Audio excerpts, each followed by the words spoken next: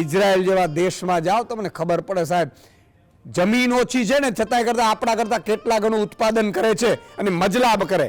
અહીંયા નીચે એની ઉપર મજલો, મજલા ઉપર પાછી માટી નાખે, માટી ઉપર ફરીથી વાવે, એના ઉપર ફરીથી મજલો, એના ઉપર માટી નાખે. અને આ રીતે આપણા કરતા ઇઝરાયલ માત્ર ટેકનોલોજીમાં જ આવી નથી.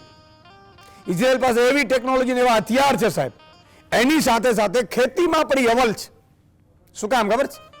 અહીંયાના નેતાઓ છે ને બુચશિયા નથી, અને સમજદાર નેતાઓ ત્યાં વ્યવસ્થાઓ ગોઠવે છે. અને એ યુટ્યુબ ઉપર સર્ચ કરજો ઇઝરાયલની ખેતી, તો આપણી પાસે તો એટલી બધી જમીનો છે સાહેબ, તમે ઉત્પાદન કરાવી નથી શકતા, સિંચાઈ વ્યવસ્થા આપી નથી શકતા. ખેડૂતને ખેતી કેમ ઓછા ખર્ચે થઈ શકે? ઘણાને મેં ખાતરની વાત કરી ને તો કે ઓર્ગેનિક કરાય ને, ઓર્ગેનિક. હું એ કહું છું ઓર્ગેનિક કરાય, પણ 3 વર્ષ લાગે. 3 વર્ષ સુધી એને નભાવ ખર્ચ તો આપ.